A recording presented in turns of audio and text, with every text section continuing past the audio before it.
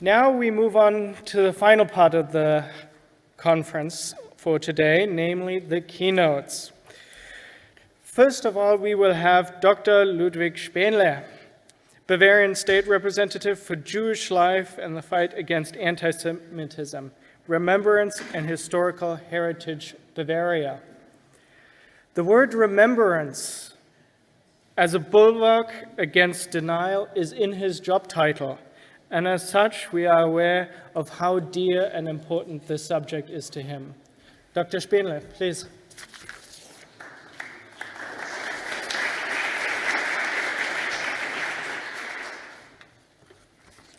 Ladies and gentlemen, first I must beg your pardon, but the traffic between Nuremberg and Munich, it's so intensive, so I'm here. Honorable member of this important conference, ladies and gentlemen, let me say this in the name of the Bavarian government. As a member of, as a German of my generation, I have been born in 1961. To see you here in this room under the sign of the UN, it's unbelievable which feelings are in me. I came from a conference this morning with Adenauer. Adenauer is a survivor of the concentration camp of Dachau. He's now 65 years old, and he tells young people in the schools of Bavaria about his experience, how he escaped the Holocaust. He has to bear in 3 concentration camps and was liberated here in Bavaria. And I told him about this conference and that I have the honor to be here with you. And he said what there in Nuremberg started in this room was one step to give back, it's not the right word, to give back to the victims, something which is necessary. And the members of my generation heard a lot of what happened. An inmate of Dachau said to my grandfather, that's the historical witness which came to me, which has been arrested in Dachau. And he came back and said to my grandfather, you can't believe what a human being is able to do to another human being. That came to me. And so what here happened, it's for us a step-wide unbelievable that under the sign of the UN, such a conference now is held. When you see that round about 500,000 people of Germany and other countries was involved actively in the Shoah. And in Germany, around about 10,000 trials were made, and about 5,000 people has been punished. And the most of these people didn't take the whole die Strafe, has not to must not bear the whole punishment. And so that's so important that you are discussing at this level about genocide and other things. And so I'm very happy and thank you for the honor of addressing a keynote to this conference of the International Nuremberg Principles Academy. The theme of your conference, which begins today, is the punishment of genocide denial. Genocide denial, insofar as it concerns the Holocaust, the National Socialist genocide of Jews, is a legally defined criminal offense here in Germany, as you all know. Allow me to refer to this phenomenon of Holocaust denial with a few thoughts by referring to a program of the International Holocaust Remembrance Alliance, the IRA. This program is entitled Combating Holocaust Denial and Distortion. The IRA is an organization of government representatives and experts from currently 35 countries, in addition to the US, Great Britain, Sweden, Israel, and Germany, among others. Almost all European countries are members. In 2020, on the 75th anniversary of the end of the Nazi reign of terror, the IRA Ministerial Conference adopted a declaration, point 7, of which states we accept our responsibility as governments to continue working together to counter Holocaust denial and distortion. The term Holocaust distortion may still sound somewhat foreign to some of you, perhaps even unfamiliar. I would like to clarify it by the first discussing the motives for establishing such a program. The underlying conviction is that Holocaust denial still exists and still represents a danger to all our democratic societies and must therefore be fought, but that alongside the denial there are those ever-increasing attempts of Holocaust distortion, which represent to lesser danger, perhaps even a greater one at present. That Holocaust denial has become rarer in Europe is the merit of formal education at school and extracurricular education of the last decades is the merit of commitment of Holocaust survivors, and so I think also essentially a merit of the legal fight against Holocaust denial, which we are discussing here at this conference. What do these attempts at Holocaust distortion consist of? I would like to briefly mention some forms of this distortion below. Use of the term Holocaust to refer to events or concepts that are not related to the Holocaust. Blaming Jews for the Holocaust. Intentional efforts to excuse or minimize the Holocaust or its elements. Trivializing or even honoring the historical legacies of people or organizations complicit in the crimes of Holocaust. You all know and are aware of examples of these forms of distortion mentioned here, and I think you are all still aware that just the last few years it has become clear how widespread Holocaust distortion has become in our society and especially in social media. Yehuda Bauer, the former academic advisor of the IRA and its honorary chairman, for many years director of the Institute of Holocaust Studies in Yad Vashem, one of the most renowned historians in the field of Holocaust research, commented on the dangerousness of Holocaust distortion as follows. Sometimes a half-truth is worse than a full lie. Now, as you discuss the punishment of genocide denial over these 3 days, focusing on the Holocaust, the Rwandan genocide and the genocidal massacre of Srebrenica, please always keep in the minds that in addition to the denial, at least in the present, distortion is just a great danger to our society. 2022, the last year, the United Nations published a booklet entitled History Under Attack, Holocaust Denial and Distortion on Social Media. In its introductory greeting, UN General Secretary Antonio Guterres writes a call with which I would also like to end. Holocaust denial and distortion and any form of religious bigotry and hatred are seismograph. The more they rattle our world, the greater the cracks to the foundations of our common humanity. Today, the cracks are impossible to ignore. This report is an urgent wake-up call that must join us into action to pursue truth, remembrance, and education, and together with a world of peace, dignity, and justice for all. Thank you.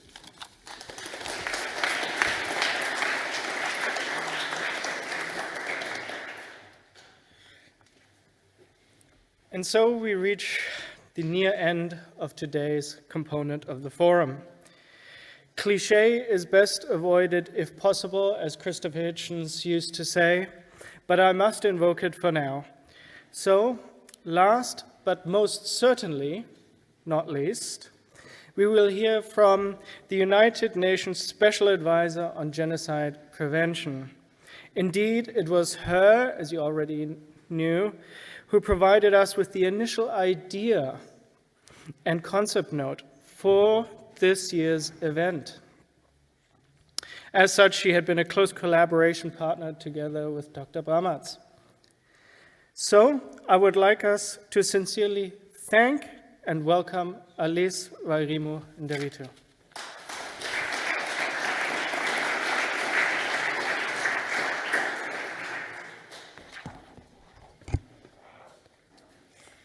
Thank you very much.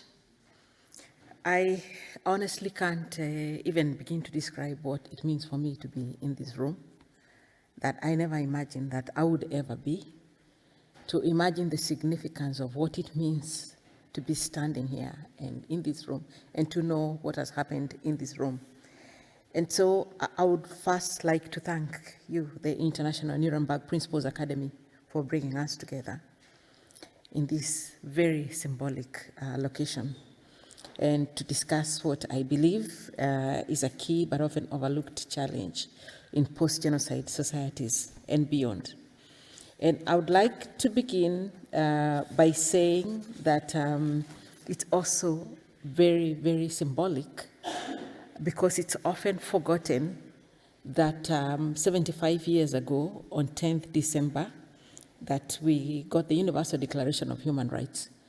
But what's often forgotten is that on 9th December 1948, that is when we got the adoption of the Convention on the Prevention and Punishment of the Crime of Genocide, and that it was the first thing that the UN ever agreed to, that the UN agreed to prevent genocide was very profound when you imagine what it means in today's discourse. So this year marks the 75th anniversary of the Convention on the Prevention and Punishment of the Crime of Genocide. This treaty, which is the first human rights treaty to be adopted by the UN General Assembly in 1948, was a commitment to never again allow the horrors of the Holocaust to happen and the horrors of the Second World War and all the horrors that had preceded that war. Of course, we do know that this commitment has not been fulfilled, and that's part of the reason why we are here. In fact, my mandate was set up in response to the failures of the international community, as Said said, in the 1990s to prevent and stop the genocides in Rwanda and Srebrenica. And still today, there are communities in the world at risk. So to see the victims here, speaking here, brings home to us exactly what it means that we have communities at risk today. And it's also very symbolic because, as I often say, the genocide deniers of Srebrenica, the genocide deniers of the genocide against the Tutsi in Rwanda, borrow from Holocaust deniers. They use the same template. And if that template is a template that is used, then we need to, again, come back here to Nuremberg and undo that template. So as a special advisor on the prevention of genocide, I'm mandated to monitor and raise alarm over situations across the world where there is a risk of genocide and related atrocity crimes, by which I mean war crimes and crimes against humanity. I'm also mandated to raise awareness on the causes and dynamics of these crimes and to strengthen the capacity of member states, regional organizations, and civil society to prevent them. I am not mandated to determine if a particular situation amounts to genocide or not. This is the mandate of courts of law. So my office is also the United Nations system focal point on hate speech, and we coordinate implementation of the UN strategy and plan of action on hate speech, which is a strategy that was developed at the request of UN Secretary General Antonio Guterres in 2019 to respond to the growing trends of hate speech offline and especially online. So Holocaust and genocide denial is closely linked both to the broader prevention of genocide work of my office, as well as to the specific work on countering and addressing hate speech. First, the denial or distortion of past genocides, as well as the glorification of perpetrators, is a recognized indicator of risk for the commission of future crimes.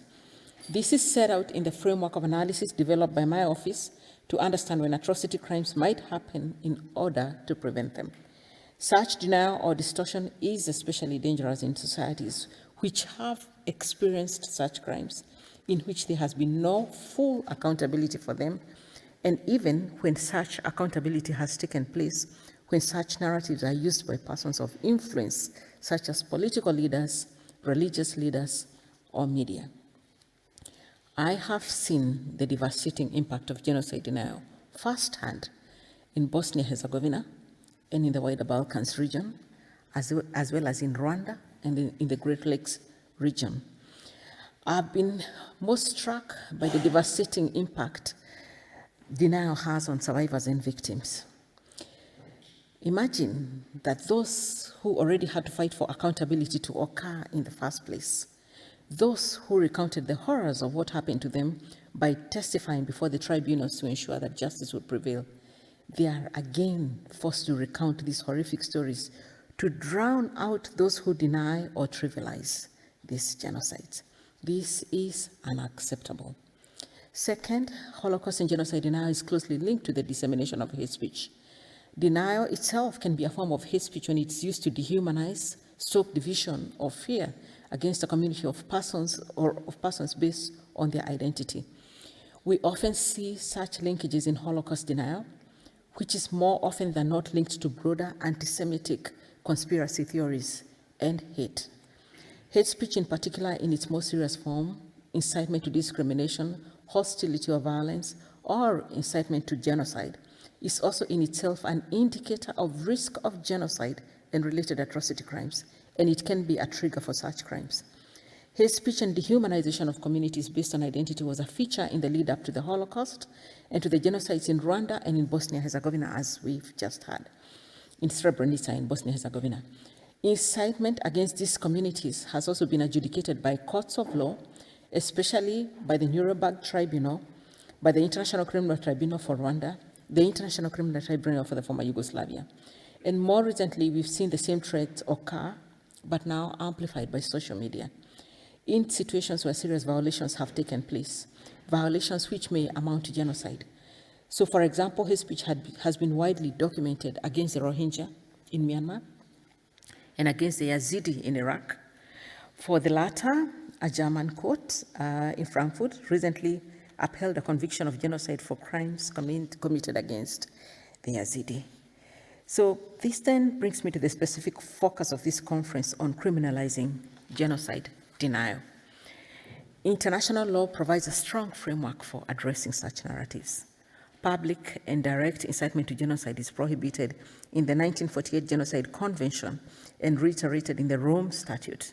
Likewise, under international human rights law, advocacy of racial or religious hatred that amounts to incitement to discrimination, hostility, and violence is prohibited, as is incitement to racial discrimination. Holocaust and genocide denial that reaches the threshold of incitement to hostility, discrimination, or violence, incitement to racial discrimination, or public and direct incitement to genocide should be prohibited by law, especially when uttered by public officials. In addition, denial and distortion of the Holocaust, genocide, and other atrocity crimes can be legitimately restricted when doing so is necessary to protect the rights or reputations of the victims or communities that have previously experienced genocide and other related atrocity crimes. However, such efforts must be undertaken for a legitimate purpose and be necessary and proportionate, with determinations of intent and the likelihood of resulting harm made on a case-by-case basis. They must also, and I should add importantly, be in line with other fundamental human rights, notably the right to freedom of opinion and expression. Even well-intentioned laws aiming to tackle denial can have a negative impact if they are not developed and regularly evaluated from a human rights perspective and with the required checks and balances. Moreover, we are seeing increasingly governments may adopt legislation under the premise of tackling hate speech or disinformation that unduly restrict civic space.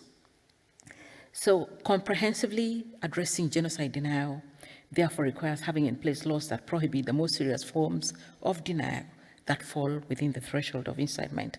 However, comprehensively addressing genocide denial also needs to look beyond the realm of legality and consider putting in place policy frameworks that can address the roots and drivers of such narratives. This includes, first and foremost, understanding the scope and breadth of such narratives, who is disseminating them, and what is the impact. It also requires designing, based on such understanding, long-lasting initiatives in the area of education, public outreach, and awareness raising, in which accurate accounts of history are given, based on established fact, and where debate and free speech can thrive, based on common values of inclusion, non-discrimination, and respect for diversity. It further requires political, religious, and social leaders at the highest level to speak out against such narratives and to stand in solidarity with victims of genocide and related atrocity crimes. As I noted at the start, this has been a key priority for my office since I took up this mandate, and I've been very grateful for the friendship of Saj Brahmat, of Christian Smith, that we've worked together to ensure that this continues to remain a priority. So it was with this in mind that last year, in partnership with the Jacob Bronstein Institute, we published a policy guidance on combating Holocaust and genocide denial, protecting survivors, preserving memory, and promoting prevention, pointing out that denial of Holocaust and genocide is a warning sign of societal fragility and of the potential for violence, including genocide. This policy guidance, which was developed through expert consultations and includes a broad range of suggestions for national governments, the United Nations system, and other relevant actors, including social media, to tackle Holocaust and genocide denial. Building on these initiatives, earlier this year, my office also launched a policy guidance on countering and addressing online hate speech, a guide for policymakers and practitioners.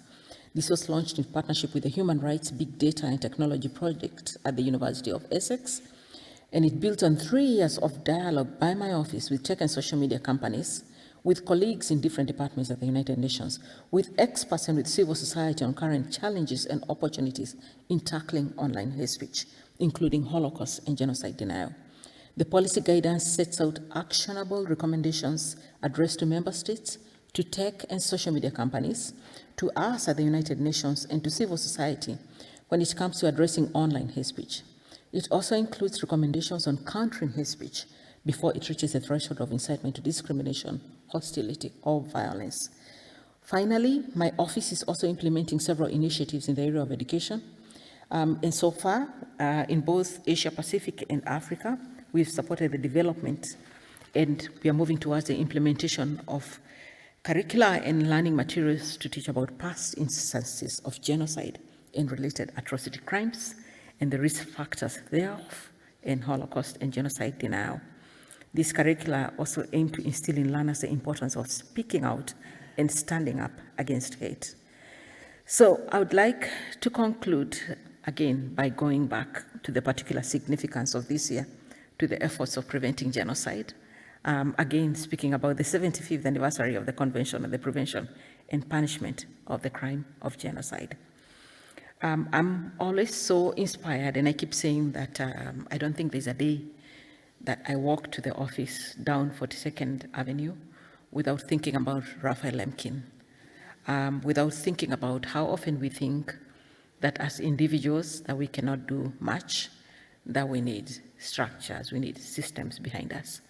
And yet here was a man who gave us the name genocide, and not only gave us the name genocide, engaged in a lifelong struggle to get this crime a name, to give this crime a name. And thinking about who he was when he was growing up, when he was asking his mother as she was homeschooling him, and he was asking her why, when the mother was teaching him about the feeding of Christians to the lions in the old days, and he was asking the mama, why didn't somebody call the police? And then when he then became a student, and the famous case of Solomon Travayan, I hope I pronounced his name right, who was this Armenian young man whose family was killed, and he went and looked for the captain of the people who killed his family, and he shot the man, and it became a very big case, because then Solomon was asking, why are you prosecuting me if you could not prosecute this captain? And again, there was Raphael Lemkin asking his professor at 21 years old, why is it okay to kill a group of people on the basis of identity, and not okay for one person, Solomon, to kill this captain? And why do we not have a name? Why do we have a name, murder, for the killing of one person, but we don't have a name for the killing of people based on identity? And he saw the patterns in the past that had happened, and little did he know that he himself would be part of that pattern when he lost 49 members of his family to the Holocaust. And his efforts when he came to New York, to the UN, to try to get first a name, and we got the 1946 resolution, and then after that, 1948, we got the convention with which he was so key to pushing, And thinking about the way he struggled, there are descriptions of him, how poor he was, how he would be walking around. People refer to him as a pest because he would be walking around with this document saying, please make this into law. We need to have genocide accepted. And that he would, he had these very old shoes, and so he'd put a piece of metal on the sole of his shoe, and that people would hear him coming. So, and they would know that here comes the guy talking about genocide again. And the people would pretend to be on the phone so that he wouldn't disturb them. And he would stand there with his tattered clothes and with his frayed shirt until the person who was pretending to be on the phone finished. And he would say, I'm here to talk about this genocide convention. So finally, we got a convention. And of course, shortly after, Raphael Lemkin died. And he said when he was on his deathbed that he died from fatigue, that he was just so fatigued for fighting for this convention. So this year, it means that more than ever, we need to invest in the objectives and purpose of the Genocide Convention. We need to ensure that it is universally ratified and it is implemented fully. So far, we have 153 countries that have ratified this convention, the last of which was Zambia last year. And it's a conversation, it's slow, and we'll keep having this conversation. And the theme of the commemoration this year, the 75th commemoration, is drawn directly from what Raphael Lemkin hoped would happen. He said, I hope that the Genocide Convention, the Convention on the Prevention and Punishment of Genocide, becomes a living force in world society. That's what he hoped it would be. So that's our theme this year, a living force in world society, the legacy of the 1948 Convention on the Prevention and Punishment of the Crime of Genocide. So we'll be reaching out to so many of you to participate in this. And this year, at 75 years, we are taking stock of the positive achievements of the Genocide Convention and its legacy, as well as inviting an examination of what more can be done for the Convention to have the impact intended to ensure that genocide can never happen again. So I welcome all of you to engage and be part of this commemoration. We've launched a campaign on our social media on this same theme that will run until the 9th December, the International Day of Commemoration and Dignity of the Victims of the Crime of Genocide and of the Prevention of this crime, which also marks the day that the convention was adopted. I am confident that our conversation over the next 2 days will result into positive contributions that we can bring to this overall commemoration as well. And once again, I would just like to end by saying thank you very much to all of you who made the time to be here today, and to thank especially the survivors. Munira, we've walked a long path with her, and also with the Kigali Memorial, Genocide Memorial Museum. And I would like to speak to, there's a plaque at the Kigali Memorial Museum. I'm always speaking about that plaque because the first time when I saw that plaque, it made so much significance to me. It's very small and it's on the way out when you've actually left the memorial. And it says that people often assume that genocides happen when 1 million people are killed, when 6 million people are killed, when thousands of people are killed. But that's not the case, that it's 10 people today. I'm paraphrasing, I don't remember the exact numbers, like 20 people tomorrow, 6 the day after, and then 3, and then 60, and then 5, and then one day you start counting and you say, we have a genocide on our hands. And I say this thinking about the situation that's happening in the Middle East right now, thinking about the situation that's happening in Sudan right now, thinking about Myanmar, all these situations that we keep paying so much attention to all the time and thinking constantly about in our office. So I'd just like to say once again, thank you. The symbolism of being in this room gives us so much hope that so much can be done. Much appreciation also to people like Betty here with the Ethiopian team. It's one of the statements that I issued most recently was on Ethiopia and on the prevalence of the presence of risk factors, indicators and risk factors for atrocity crimes, genocide, war crimes, crimes against humanity. And so thank you very much.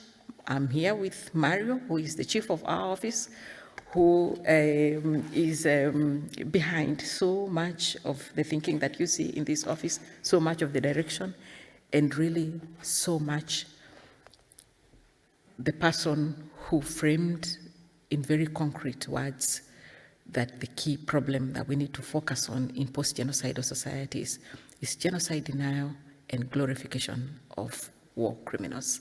Thank you very much.